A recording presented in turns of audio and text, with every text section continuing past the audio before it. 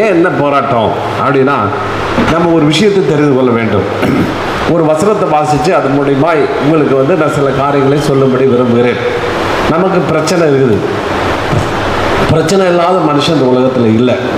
எல்லாருக்கும் ஒரு பிரச்சனை. உங்களுக்கு இருக்கிற பிரச்சனை பக்கத்தில் இல்லை, பக்கத்தில் இருக்கிறவனுக்கு இன்னொருத்தருக்கு இல்லை, அப்பாவுக்கு இருக்கிற பிரச்சனை பொண்ணுக்கு இல்லை, பொண்ணுக்கு இருக்கிற பிரச்சனை அம்மாவுக்கு இல்லை.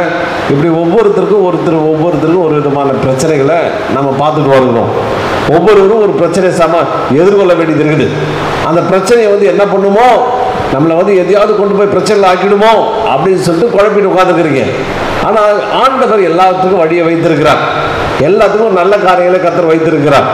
ஒரு வசனம் வாசிப்போம். அதிலிருந்து நான் இந்த தலைப்பை நாம் பார்ப்போம். யோவான் 8:32. சத்தியத்தை அறிவீர்கள், சத்தியம் உங்களை விடுதலையாக்கும். எல்லாம் சொல்லுங்க பார்க்கலாம். சத்தியத்தை அறிவீர்கள், சத்தியம் உங்களை விடுதலையாக்கும்.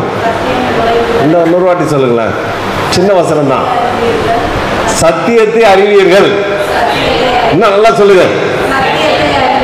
சத்தியம் உங்களை விடுதலையாக்கும் அப்படின்னு இயேசு சொல்றார். இயேசு பல வார்த்தைகளை சொல்றாரு. அந்த வார்த்தைகளில் பல உண்மைகள் இருக்குது. அதன் மூலிமா நன்மைகள் எக்கச்சக்கம் இருக்குது. ஒரு மனுஷனுடைய எல்லா பிரச்சனைக்கும் தீர்வை இந்த வசனம் கொண்டு வருது. அது என்ன சொல்லுது? சத்தியம்னா என்ன? சத்தியம்னா என்ன? சும்மா நீங்கள் வந்து நான் இதோ அப்படியே ஒரு சர்ச்சு போ இங்கே எப்படி இருக்காங்க இன்னொன்று பயந்துட்டுலாம் இருக்க வேணாம். ஆமேன். இது வந்து ஒரு டிஸ்கஷன் ரூம் மாதிரி. சத்தியம்னா என்ன? சத்தியம்னா என்ன? சத்தியம்னான்றீங்களா? சத்தியம்னா என்ன? உண்மைன்னு அர்த்தம். ஹலோ கவனிங்க. சத்தியம்னா என்ன? சத்தியம்னா என்ன? சத்தியமா சொல்றேன்றீங்க. அப்படின்னா சத்தியமா எங்கள் அம்மா மேலே சத்தியமா, எங்கள் அப்பா மேலே சத்தியமா, உன் மேலே சத்தியமான்றீங்க. அப்படின்னா என்ன அர்த்தம்? சத்தியம்னா அந்த சத்தியம் நினைச்சிக்கல, இது உண்மையாக அப்படின்னு அர்த்தம். உண்மையா சொல்றேன்னு அர்த்தம். அதுதான் சத்தியம். உண்மையை நீங்கள் தெரிந்து கொண்டா, உண்மையை அறிவீர்கள். உண்மையை தெரிஞ்சுக்கிட்டா அந்த உண்மை என்ன செய்யும்? உங்களை விடுதலை ஆக்கும். புரியுதா? உண்மைன்னா என்னன்னு, ஒரு உண்மை மறைக்கப்பட்டிருக்கிறது. ஒரு உண்மை வந்து மறைச்சு வச்சிருக்குது. அந்த உண்மையை அறிஞ்சுக்கிட்டா, அந்த உண்மையை தெரிஞ்சுக்கிட்டா உங்களுக்கு வாழ்க்கையை விடுதலையை கொண்டு வரும். விடுதலைன்னா என்னன்னா, பிரச்சனையிலேருந்து விடுதலை, வியாதியிலேருந்து விடுதலை, அதுதானே பார்க்க போகிறோம். சூழ்நிலையிலேருந்து விடுதலை. அப்போ அந்த விடுதலையை பெற்றுக்கொள்வதற்கான ஒரு உண்மை மறைக்கப்பட்டிருக்கிறது. அப்படியே விடுதலை வந்து பொட்டலை கட்டி வந்துடுறதில்ல. ஒரு உண்மை மறைச்சி வைக்கப்பட்டிருக்கிறது. அது உண்மை என்னன்னு கண்டுபிடிச்சிங்கன்னா, உண்மை உங்களுக்கு என்னன்னு தெரிஞ்சிச்சுன்னா உங்களுக்கு விடுதலை கிடைக்கும். அல்லேலூயா. எங்கள் வீட்டில் ஒரு அம்மா இருந்துச்சு. அந்த அம்மாவுக்கு ஒரு குழந்தை, ஒரு 10th படிக்கிற பொண்ணு. அந்த பொண்ணுக்கு என்ன பிரச்சனைனா, உடம்புல கட்டி, எங்கே பார்த்தாலும் கட்டி வருது. கொழுப்பு கட்டி மாதிரி வருது. அவங்க கொழுப்பு கட்டி மாதிரி வருது. அவங்க ஒரு நாட்டு வைத்தியம் எடுத்து பார்த்தாங்க. அந்த நாட்டு வைத்தியம் சுகமாக இல்லை. நல்லா கவனிங்களா? பொண்ணுக்கு என்ன பிரச்சனை? கேட்கவே இல்லை நீங்கள். அந்த பொண்ணுக்கு என்ன பிரச்சனை? உடம்புல கட்டி, ஒரு கட்டி போச்சு, இன்னொரு கட்டி. போய் நாட்டு மருந்து கடைக்கு போனாக்க அவன் என்னென்னமோ தைலங்கள்லாம் தடவி கொடுத்தான். அது வந்து தைலம்லாம் சப்ளை பண்ணுச்சு, மாத்திரை பத்தி எங்கிட்ட இருந்து பார்த்தா அந்த கட்டி குறையவே இல்லை. இப்படி சரி அலோபதி நல்ல மெடிக்கல் டாக்டர்கிட்ட போகலான்னு அங்கே போனாலும் அது கட்டி சரியாக இல்லை. அந்த அம்மா என்கிட்ட சொன்னாங்க, இது மாதிரி ரொம்ப மோசமாக இருக்குதுங்க, கட்டி எங்கே பார்த்தாலும் வந்துடுது, பயமாக வேறு இருக்குது, அந்த கட்டியை வந்து எப்படி போகிறதுனே தெரியல, என்ன பண்ணுறதுனே தெரியல அப்படின்னு அவங்க சொன்னாங்க. நாங்கள் ஒரு டாக்டர் ரெஃபர் பண்ணோம்.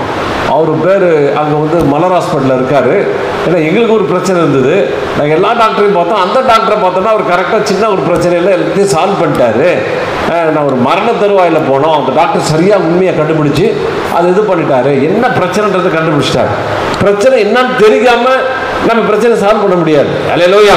இந்த பிரச்சனை எங்கேருந்து வருதுன்னு கண்டுபிடிக்காமல் இதை வந்து நிவர்த்தியாக்க முடியாது. அந்த அம்மா சொன்னாங்க, எல்லாரையும் பார்த்துட்டா நான் போகணுமான்னு. இந்த டாக்டர் முயற்சி பண்ணி பாருங்கள், நீங்கள் போய் அந்த டாக்டரை பார்த்துட்டு வாங்கன்னு. உடனே அந்த அம்மா அங்கே கூட்டிகிட்டு போயிட்டு அந்த டாக்டர்கிட்ட விட்டாங்க. உடனே அந்த டாக்டர் எல்லாம் செக் பண்ணி பார்த்துட்டு அவங்க சொன்னாங்க, நீங்கள் பயப்படாதீங்க, பிரச்சனை இல்லை, நீங்கள் பயப்படாதீங்க. ஆனால் ஒன்றே ஒன்று நீங்கள் செய்யணும். என்னன்னு, உங்கள் பொண்ணுக்கு ரொம்ப சிக்கன் பிடிக்குமா? நான் ஐயோ என் பொண்ணுக்கு சிக்கன்னா உயிர், டெய்லி சிக்கன் சாப்பிடாம இருக்கவே இருக்காது. காலையிலையும் மத்தியானமும் சாயந்தரமும் சிக்கன் இல்லாமல் சாப்பாடு இறங்கவே இறங்காது, அதனால என் பொண்ணுக்கு டெய்லி சிக்கன் சமைச்சு சாப்பிடுவேன். அப்போ சொன்னாங்க, இந்த பிராய்லர் சிக்கனில் ஏதோ ஒரு பிரச்சனை இருக்குது, அதனால உங்கள் பொண்ணை வந்து ஒரு மாதம் உங்கள் சிக்கன் சாப்பிட்றத நிறுத்துங்க, வாரத்துக்கு ஒரு வாட்டி சாப்பிட சொல்லுங்கள். அது நீங்கள் ஒன்றும் மாத்திரை எடுத்துக்க வேணாம், ஒன்றும் மருந்து எடுத்துக்க வேணாம், நீங்கள் எந்த ஆப்ரேஷனுக்கும் போக வேணாம், பயப்படவும் வேணாம், சிக்கனை நிறுத்துங்க அப்படின்னா. அது என்னங்க புதுசாக சொல்லிட்டீங்க, வெறும் சிக்கனில் இந்த பிரச்சனை வருமா அப்படின்னு சொல்லிட்டு அந்த பொண்ணுக்கு சொல்லிட்டாங்க, இனிமேல் வாரத்துக்கு ஒரு வாட்டி தான் உங்களுக்கு சிக்கன், நடுவில் கிடையாதுன்னு சொல்லிட்டு அவங்க நிறுத்துனாங்க. நிறுத்தின உடனே ஒரே வாரத்தில் எல்லா கட்டியும் மறைஞ்சு போச்சு, எல்லாம் சரியாயிடுச்சு. அல்லேலூயா. அப்போ என்னென்ன ஒரு நல்லா புரிஞ்சுக்க, ஒரு உண்மை மறைக்கப்பட்டிருக்குது, மறைச்சிருக்குதா இல்லையா? ஒரு உண்மை மறைக்கப்பட்டிருக்கிறது, அந்த சத்தியத்தை கண்டுபிடிக்கணும், அந்த சத்தியத்தை தேடணும். ஏதோ ஒரு சத்தியம், ஏதோ ஒரு உண்மை, ஏதோ ஒரு க்ளூ பாயிண்ட், ஏதோ ஒரு பாயிண்ட்ல நம்ம மிஸ் ஆகிட்டு இருக்கிறோம். அந்த பாயிண்ட் என்ன அப்படின்னு தெரியும் போது, அது தெரிஞ்சிட்ட உடனே ஓஹோ சிக்கன்ல தான் இந்த பிரச்சனை இருக்குதா, அதனால சிக்கன் சாப்பிடக்கூடாதுன்னு சொல்ல அந்த அம்மா, அந்த பொண்ணுக்கு பிரச்சனை இந்த சிக்கன்ல. உடனே கண்டுபிடிச்ச பிற்பாடு அந்த சிக்கன் வந்து என்ன செய்யுது, அந்த சிக்கன்லேருந்து விட்டு உடனே உடம்பு சரியாயிடுச்சு. அல்லேலூயா. அல்லேலூயா சொல்லணும், சொன்னாதான். அப்போ என்ன அர்த்தம்? அப்போ சிக்கன் அந்த பிரச்சனையை ஒரு உண்மை மறைக்கப்பட்டிருக்குது. அது மாதிரி இந்த உலகத்தில் இருக்கிற பிரச்சனைகள், இந்த உலகத்தில் இருக்கிற போராட்டங்கள், அது எப்படி ஜெயிக்கணும்? உலகத்தில் சொல்யூஷன், அதாவது தீர்க்க முடியாத எந்த பிரச்சனையும் இந்த உலகத்தில் இல்லை. அல்லேலூயா. நம்புறீங்களா? எல்லா பிரச்சனைக்கும் தீர்வு உண்டு. அந்த தீர்வை இயேசு கிறிஸ்து கொண்டு வருகிறார். அவர் சொல்றாரு, நானே சத்தியம் வழியும் ஜீவனுமாய் இருக்கிறேன் என்று அங்க சொல்றார். அப்போ சத்தியம், உண்மை, அந்த உண்மையை சரியா புரிஞ்சுக்கிட்டீங்கன்னா உங்களுக்கு பெரிய விடுதலை உண்டாகும். இயேசு இந்த உலகத்தில் பிறக்கும்போது என்ன சொன்னாங்க? அவருக்கு இயேசு என்று பெயரிடுவாயாக அப்படின்னு சொன்னாங்க. அப்படின்னா என்னன்னா, இயேசுன்னா என்ன அர்த்தம்னா பாவத்திலிருந்து மீட்கிறவன் அர்த்தம். அல்லேலூயா. சத்தியம் உங்களை விடுதலையாக்கும். அப்படி விடுதலைன்னா என்னன்னா, அந்த பிரச்சனையிலிருந்து வெளியே கொண்டு வரும், அந்த பிரச்சனையிலிருந்து நீங்க காப்பாற்றப்படுவீங்க, அந்த பிரச்சனை உங்களை ஒன்றும் பிரச்சனையாக்காது, அந்த பிரச்சனையிலிருந்து நீங்க விடுதலையாக்கப்படுவீங்க, சூழ்நிலையிலிருந்து விடுதலையாக்கப்படுவீங்க என்று சொல்றதுக்கு அர்த்தம்னா விடுதலை. ஆமென். பிரச்சனை என்ன பண்ணுது? உங்களை சிறைச்சாலையில் வைக்குது. பிரச்சனை என்னன்னா ஒரு விதமான கோப்புக்குள்ள வைக்குது, உங்க மனசை வந்து இறுக வச்சிருது, மனசை சூழ்நிலைக்குள்ள கொண்டு போயிட்டு சிக்க வச்சு நீங்க எதுலையும் செய்ய முடியாதபடி நீங்க ரொம்ப கஷ்டப்படுறீங்க. அப்போ அந்த பிரச்சனைலேருந்து விடுதலை ஆக்கணும்னா இதுக்கு எல்லாத்துக்கும் மூல காரணம் என்ன அப்படின்னு எல்லாரும் தேடுறாங்க. பெரிய பெரிய ஆவிக்குரிய ஆட்கள், ஆன்மீகவாதிகள், எல்லா ஆட்களும் தேடி கண்டுபிடிச்ச ஒரு விஷயம் என்னன்னா பாவம். பாவம்னு ஒரு மனுஷன் செய்யறதுனால இந்த பாவத்திலிருந்து விடுதலையாக்க முடியல, பாவத்திலிருந்து வெளியே வர முடியல, பாவத்திலிருந்து விடுதலையாக்க முடியாது. நம்ம செஞ்ச பாவம், நம்ம மூதாதையர் செஞ்ச பாவம் தான் இப்படிப்பட்ட பிரச்சனைகளை கொண்டு போய் விடுது அப்படின்னு எல்லா மதங்களும் சொல்லுது. இந்து மதம் சொல்லுது, நீ இந்த பிறவியில் செஞ்ச பாவத்துக்கு நீ தண்டனை அனுபவிச்சு ஆகணும். இன்னும் கூட ஒரு படி மேலே போய் சொல்லுது, இந்த பிறவியில் செய்யாம முற்பிறவி 7 பிறவி அப்படித்தானே சொல்லுது. 7 பிறவியில் செஞ்ச பாவம் பிளஸ் இந்த பிறவியில் நீ செய்கிற பாவம் எல்லாத்துக்கும் செஞ்சு தண்டனை நம்ம என்ன செஞ்சுருக்கோம், அனுபவிக்கிறோம் சொல்லுவாங்க. உடனே சில பேர் சொல்லுவாங்க, பிரச்சனைலாம் போராட்டு, யார் செஞ்ச பாவமாக தெரியல, யார் செஞ்ச சாபமாக தெரியல, என் வாழ்க்கையில் என்னால் ஏன் அப்படி போராடிட்டு இருக்கேனே தெரியல அப்படின்னு அவங்க சொல்கிறாங்க. இந்து மதம், அந்த மதம், பலவிதமான மதங்கள் அப்படி தான் என்ன பண்ணிட்டு இருக்குது, சொல்லிட்டு இருக்குது. ஆனால் இயேசு மதத்தை போதிக்கிறதுக்கு வரல. நல்லா புரிஞ்சுக்க, இயேசு மதத்தை, கிறிஸ்துவ மதத்தை சின்ன பாடப்புத்தகத்தில் கிறிஸ்துவ மதத்தை தோற்றுவித்தவர் யார்? இயேசு கிறிஸ்து. அப்படி இல்லை. இயேசு மதத்தை தோன்று மத பக்கமே போகல. மதம் நல்லா கவனிங்க, ரொம்ப பெரிய குழப்பம் பண்ணவங்கள. மதத்தினால உங்களுக்கு விடுதலையாக்க முடியாது. மதம் என்னன்னா சடங்காச்சாரங்கள் நிறைந்ததான் மதம். இது வெள்ளிக்கிழமை இதை செய்ய, புதன்கிழமை அதை செய்ய, சனிக்கிழமை இதை செய்ய, அதை செய்ய, இதை செய்யாத, அதை செய்யாத, இதை செய்யாத, இதை சாப்பிடாத, அதை சாப்பிடாத, இதை தொடாத, அதை தொடாத, இதை பண்ணாத, அதை பண்ணாத, இதை இப்படி போட்டு அதை அப்படி போட்டு, இதுதான் மதங்கள். சடங்காச்சாரங்கள், சட்டத்திட்டங்கள் தான் மதம். ஒரு உண்மையை புரிஞ்சுக்கணும், இந்த சடங்காச்சாரங்களை செய்கிறதுனால நீ விடுதலையாக்க முடியாது அப்படிதான் வேதம் சொல்லுது. அப்போ சத்தியன்றது என்ன? அப்போ நம்ம பிரச்சனைக்கான தீர்வு எங்கே இருக்குது? நம்முடைய பாவத்துக்கான தீர்வு இருக்குது. எல்லா மதங்களும் சொல்கிற மாதிரி ஜீசஸும் அதான் சொல்கிறார். பாவம் தான் ஒரு மனுஷனுக்கு பிரச்சனை. என்னது பாவம்னா என்ன? நான் ஒரு பாவமும் செய்யாதவன் அப்படின்னு சொல்ல முடியாது. எல்லாரும் மனதளவுலையோ ஏதோ ஒரு இதில் தெரிஞ்சு செய்கிறாங்க. அப்போ பாவம் தான் பிரச்சனை அப்படின்னு அங்கே போட்டுருக்கு. ரைட். அந்த பாவத்தை இயேசு என்ன செய்கிறாரு? விடுதலை அளிக்கிறாராம். எல்லா மதமும் என்ன சொல்றது? பாவத்துக்கு விடுதலை கிடையாதுன்னு போட்டிருக்கு. பாவத்துக்கு விடுதலையே கிடையாதுன்னு போட்டிருக்கு. ஆனால் இயேசு பார்த்து என்ன சொல்றாரு? பாவத்துக்கு விடுதலை உண்டு. எப்படி விடுதலை உண்டு? எனக்கு அதிகாரம் இருக்குதுன்றார். இன்னொன்று என்ன சொல்றாரு? நான் உன் பாவத்துக்காக தண்டனையை செலுத்திட்டேன் அப்படின்னு அவர் சொல்லி கல்வாரி சிலுவையில் தன்னுடைய ரத்தத்தை சிந்தி இப்போ ஒரு ஆடை பலி கொடுக்குறோம். எதுக்கு ஆடை பலி கொடுக்குறோம்? ஆடை எதுக்கு பலி கொடுக்குறோம்? அது சாமி கேட்குதா? நம்ம ஆடு பலி கொடுக்கறதுக்கு என்ன காரணம்னா, நம்ம செஞ்ச தப்பெல்லாம் அந்த ஆடு அதுக்கு பதில் பலி ஆகிடுது. நம்ம செஞ்ச தப்பு, நம்ம தகப்பம் செஞ்ச தப்பெல்லாம் சாபத்துக்கு இந்த ஆடை வந்து பலி கொடுக்குறோம். கொடுத்துட்டு நமக்கு இந்த பாவத்துக்கு இது செத்து போச்சு, நம்ம விடுதலை ஆக்கப்படுறோம், கடவுள் நமக்கு நன்மை செய்வார் அப்படின்னு சொல்கிறோம். அதை மாதிரி தான் இயேசு அங்கே கல்வாரி சிலுவையில் உங்களுடைய பாவத்துக்காக அவர் பலியாயிட்டார். பலியாட்டத்தினால பாவத்தை மீட்கிறார் அப்படின்ற ஒரு சத்தியம் நிறைய பேர் புரிஞ்சுக்காதனால, தெரிஞ்சுக்காதனால, அதை பற்றி கரசல் இல்லாதனால நிறைய பேர் பாவத்தினால வர்ற தண்டனைக்கு அவங்க சாபமாயிட்டு போயிடுறாங்க. சரி, ரெண்டாவது இது பாவம். ரெண்டாவது சாபம்னா என்ன? யோசிச்சு பார்த்துருக்கீங்களா? என்ன சாபன்றாங்க? யார் செஞ்ச சாபம், யார் விட்ட சாபம், அவன் விட்ட சாபம், இவன் விட்ட சாபமானு எல்லாத்தையும் சொல்லிட்டு இருக்காங்க. அப்படின்னா சாபம் அப்படின்னா நீங்கள் ஒரு தப்பு செய்கிறீங்க, ஏதோ ஒரு தப்பு. இப்போ வந்து இந்தியன் பீனல் கோடு இருக்குது, அரசியல் அமைப்பு சட்டம் இருக்குது. இந்த சட்டங்கள் என்ன செய்யுது? தண்டனை கொடுக்குது. என்ன தண்டனை கொடுக்குது? தப்பு செய்கிறதுக்கு தண்டனை கொடுக்குது. ஒருவேளை ஒருத்தர் பிட்பாக்கெட் அடிச்சிட்டான்னு வச்சுக்க, உடனே சட்டம் சும்மா இருக்காது. உடனே 6 மாதம் கடுங்கால் தண்டனை அப்படின்னு கொடுக்குது. இவ்வளோ பணம் ஃபைன் பண்ணுன்னு போகுது. நீங்கள் வந்து ரோட்டில் போகிறீங்க, தப்பான ரூட்டில் போகிறீங்க, லெஃப்ட்டு போகிறதுக்கு ரைட்டு போகிறீங்கன்னு வச்சுக்க, உடனே போலீஸ்காரன் பிடிச்சி ஃபைன் போடுறான். அப்போ அந்த தண்டனை தப்பு செய்கிறவர்களுக்கு கொடுக்குற தண்டனைக்கு பேர் தண்டனை தான் பெனால்ட்டி, சிறைச்சாலை. அதே மாதிரி கடவுள் என்ன செய்கிறாரு? செய்கிற தப்புக்கு தண்டனை கொடுக்குறாரு. அந்த தண்டனை 3 தலைமுறைக்கு வரும்னு போட்டிருக்குது. அந்த தண்டனைக்கு பேர் தான் சாபம். அல்லேலூயா, அல்லேலூயா. அப்போ நீங்கள் செஞ்ச தப்புக்கு தண்டனை கிடைச்சி அனுபவிச்சுட்டீங்கன்னா, அந்த தண்டனையிலேருந்து விடுதலை ஆக்கிறதுக்கு இயேசுவின் பேரை சொல்லி நான் சுகமாயிட்டேன், நான் பலமாயிட்டேன், நான் விடுதலை ஆகிட்டேன் அப்படின்னு சொல்லும்போது உங்களுக்கு விடுதலை கிடைக்குது. அல்லேலூயா, புரியுதா? அப்போ இயேசுனா விடுவிக்கிறவர். அவருக்கு பேரே என்னன்னா விடுதலை ஆக்குறவர். சொல்லும் போல இயேசுனா பேர் என்ன? விடுதலை ஆக்குறவர். அப்போ உங்களை என்ன செய்கிறாரு? பாவத்திலிருந்து விடுதலை ஆக்குறார். ஏலேருந்து நம்பர் 1 பாவத்திலிருந்து. ரெண்டாவது என்னது? சாபத்திலிருந்து. எல்லாம் சொல்லுங்க போலாம். சந்தோஷமாக தான் சொல்லுங்களேன். இது சாபத்தில் பெரிய விஷயம் இது. நல்லா சிரிச்சு சொல்லுங்க. எதுலேருந்து? சந்தோஷம், நல்லா சந்தோஷம் வந்து நல்லா சத்தமாக சொல்லுங்க. அப்போ அப்போ தான் கொஞ்சம் சாப்பிட்டவன், கொஞ்சம் காலைல சாப்பிட்டவன் இன்னும் நல்லா சொல்லுங்க. ஃபஸ்ட்டு என்னது? மறந்துட்டீங்களா? பாவத்திலிருந்து. இன்னொன்னா அப்புறம் இன்னொன்று எதுலேருந்து விடுதலை ஆக்குறாருன்னா, நிறைய வசனங்கள் சொன்னால் நீங்கள் அப்புறம் கொஞ்சம் கொஞ்சமாக பார்ப்போம். இன்னும் வந்து பேயிலேருந்து விடுதலை ஆக்குறாராம். என்னது? அது யார் பேயின்றீங்களா?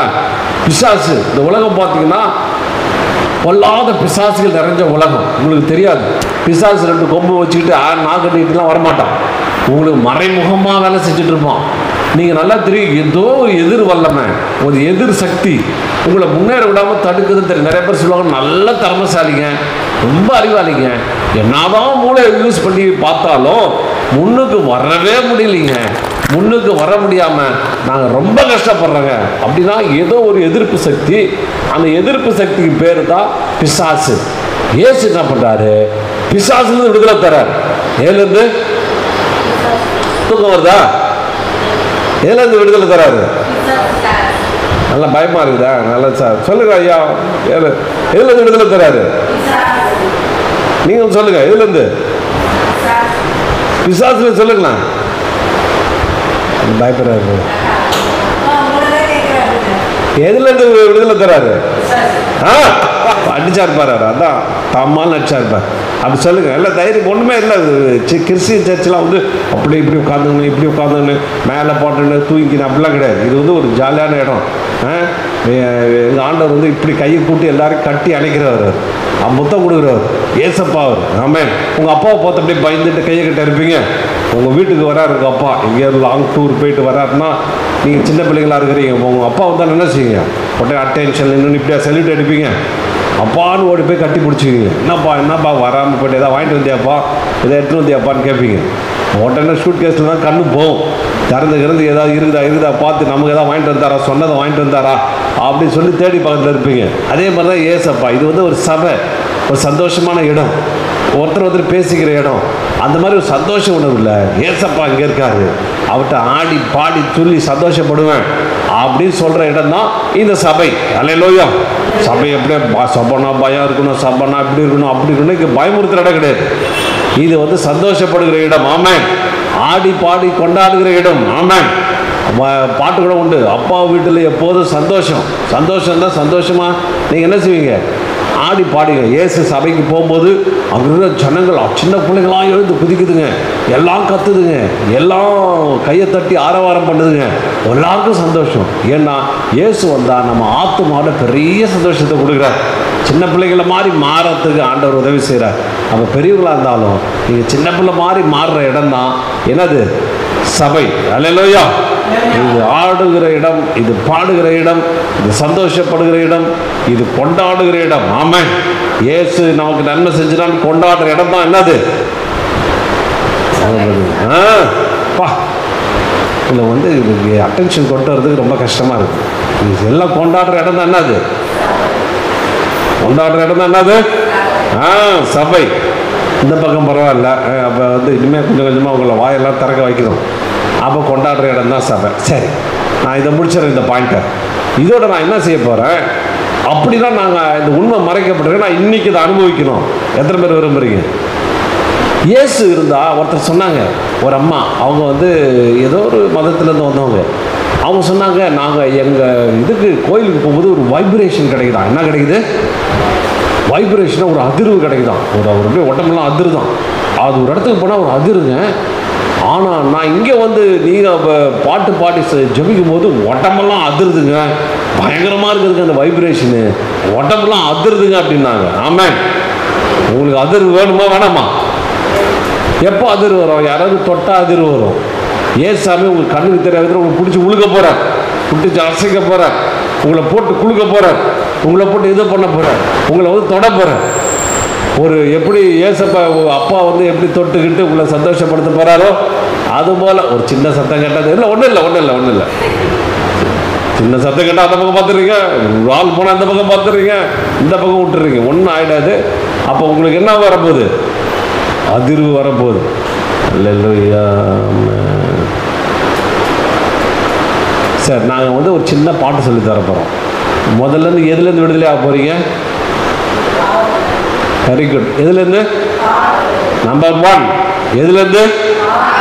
சரி, பாவத்திலேருந்து விடுதலை ஆகிறதுக்கு என்ன செய்யணும்? ஏசப்பா என்னுடைய பாவத்தெல்லாம் மன்னிங்க, எனக்காக நான் ஒரு சின்ன பாவ அறிக்கை ஜபத்தை உங்களுக்கு சொல்லித்தர போகிறேன். ஏசப்பா எனக்காக கல்வாரி சிலுவையில் நீங்கள் பலியாட்டிங்க, எனக்காக நீங்கள் ரத்தம் சிந்திட்டீங்க, அதனால் பாவத்திலிருந்து எனக்கு விடுதலை கொடுங்க, பாவ மன்னிப்பு கொடுங்கன்னு கேட்க போகிறோம். ஈஸியான ஜபம் தானே.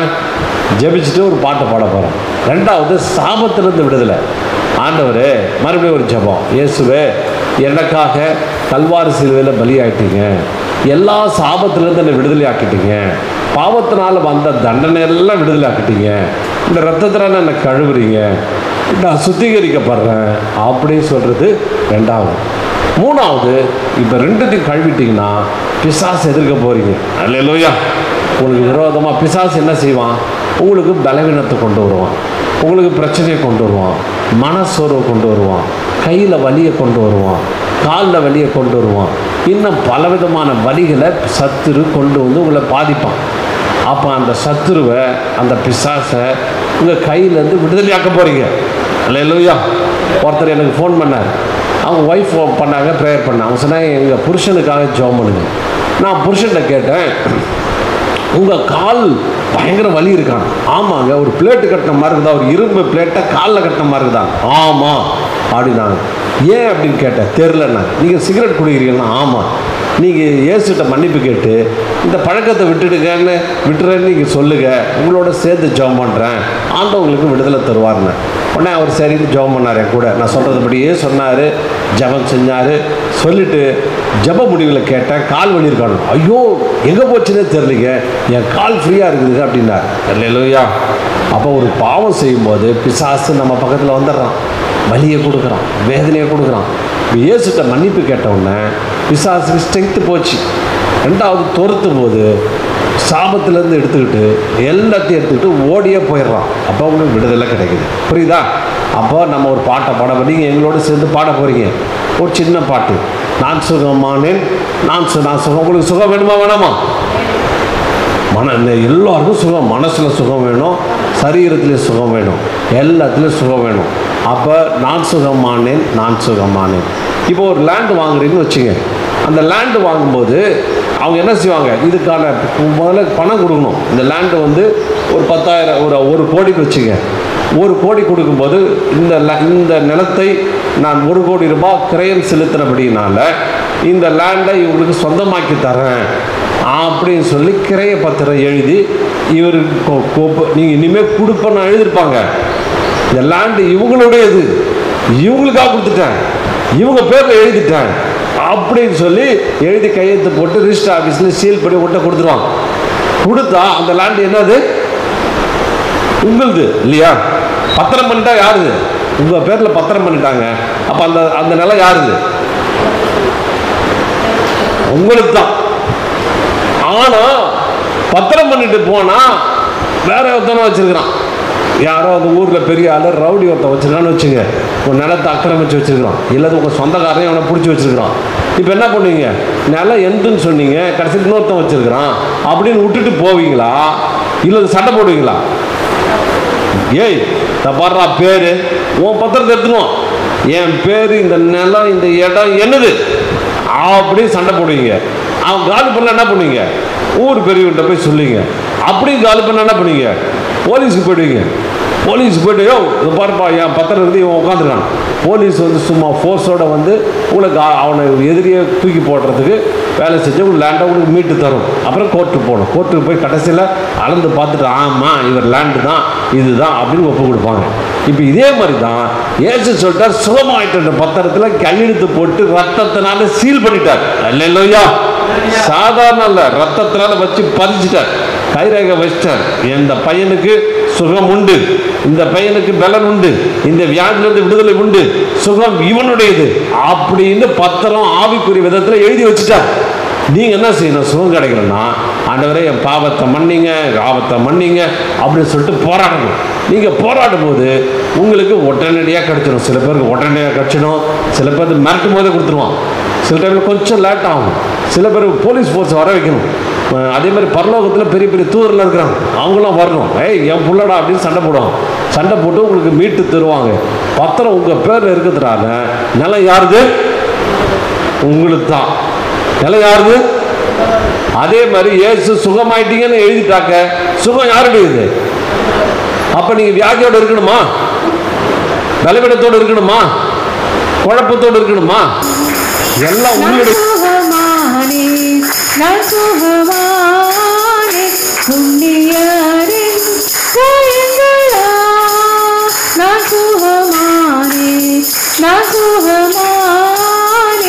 புண்ணியரின் காயங்களா, புண்ணியரின் காயங்களா. ஹல்லேலூயா, ஹல்லேலூயா, ஹல்லேலூயா, ஆனந்தமே. ஹல்லேலூயா, ஹல்லேலூயா, ஹல்லேலூயா, ஆரோக்கியமே.